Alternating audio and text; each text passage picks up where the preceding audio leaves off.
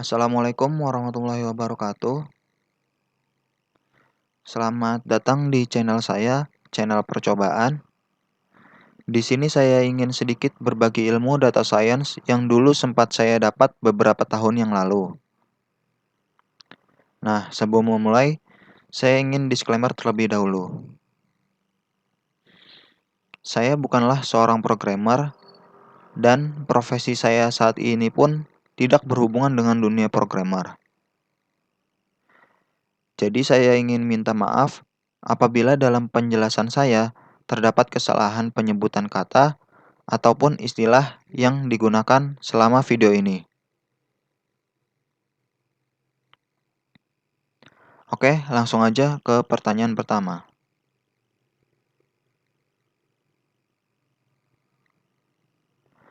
Apa itu data science? Nah, data science adalah ilmu yang dibangun berdasarkan disiplin ilmu matematika, statistika, dan komputer. Data science dapat membantu proses pengolahan data yang meliputi pengumpulan data, manipulasi data, hingga analisis data dengan melakukan pemodelan pada kumpulan data untuk menghasilkan informasi berupa insight yang berguna dan bisa dijadikan pedoman dalam pengambilan keputusan di masa depan. Data science mengolah big data di mana berisi data terstruktur maupun tidak terstruktur.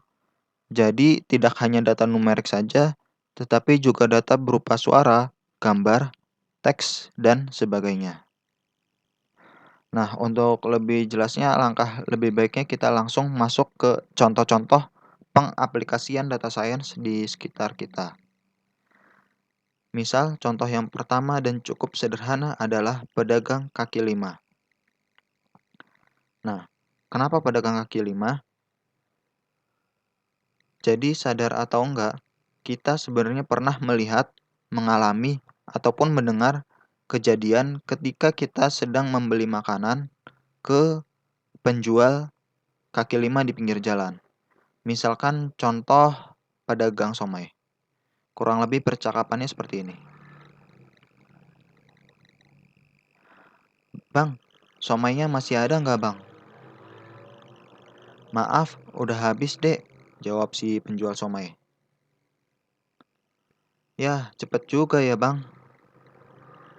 Iya dek, biasanya sih kalau setiap hari Minggu pagi, banyak orang yang olahraga, jadi ramai dan banyak yang beli. Tapi kalau hari Senin sampai Kamis, biasanya sih sampai sore baru habis dagangannya dek.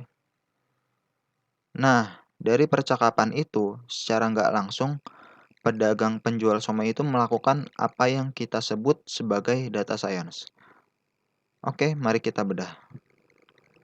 Ketika abang penjual somai tersebut menyebutkan bahwa dagangannya habis lebih cepat biasanya di hari Minggu dan agak lama habis ketika hari Senin sampai Kamis.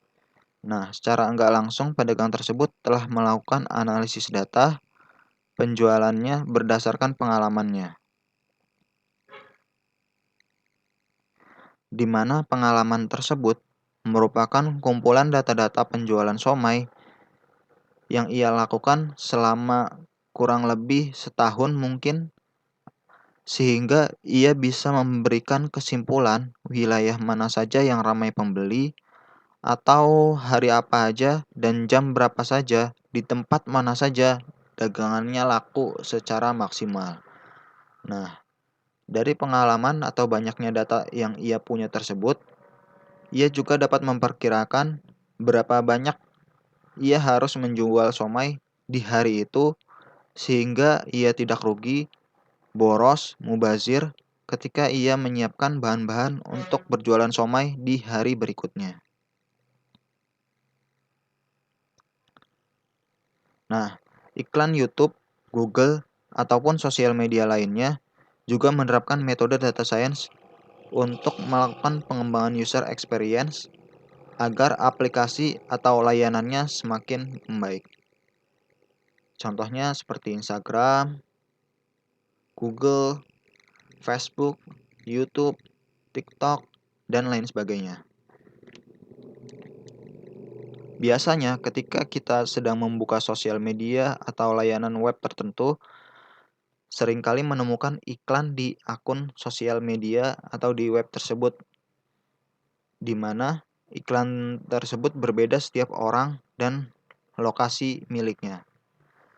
Nah, sadar atau enggak, hal tersebut disebabkan secara tidak langsung aplikasi atau web tersebut mengambil data-data yang kita miliki untuk diolah agar iklan yang ditampilkan sesuai dengan apa yang kita sedang cari. Data-data tersebut bisa berupa lokasi ataupun kata kunci yang sering kita ketik di search engine atau aplikasi layanan web lain. Bisa juga berasal dari video atau berita yang sering kita tonton atau berinteraksi dengan video tersebut. Bisa juga berupa komentar, like di akun sosial media kita. Nah, dari data-data tersebut seperti kata kunci, video, ataupun like dan komen dan lain sebagainya itu diolah sedemikian rupa sehingga menghasilkan rekomendasi iklan yang pas untuk akun sosial media ataupun web yang kita sedang jalani. Nah, contoh perusahaan lainnya yang menerapkan data science di dalam pengolahan web ataupun aplikasinya adalah perusahaan taksi online, ojek online, toko online, dan lain-lain. Seperti Tokopedia, Shopee, Grab, Gojek, Bukalapak, Lazada, Blibli, dan lain sebagainya.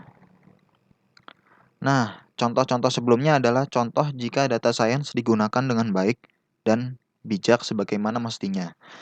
Bagaimana jika digunakan untuk sebaliknya? Mungkin kita pernah mendengar berita-berita mengenai data yang bocor di berbagai lini media. Kenapa data kita begitu penting untuk dijaga?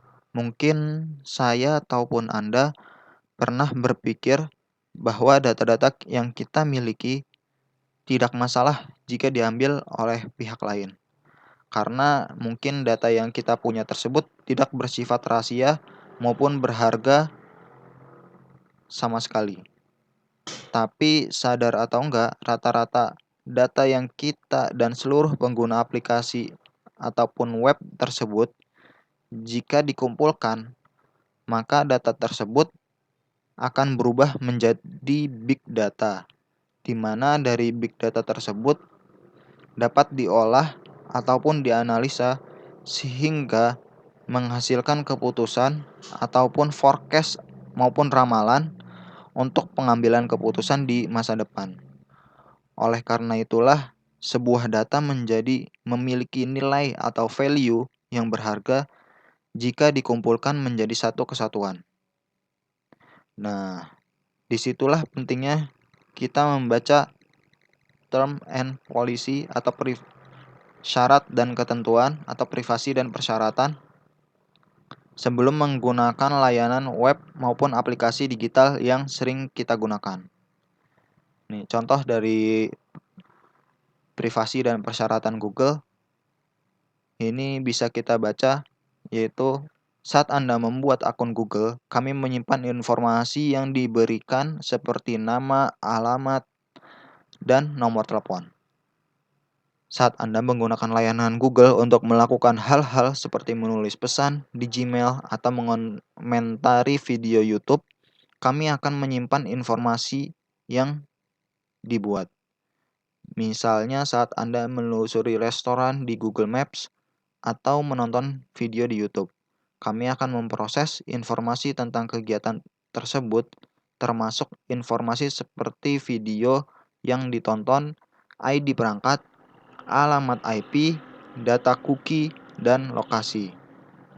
Nah, ini contoh sebagian kecil dari syarat dan ketentuan ketika kita membuat email di Google.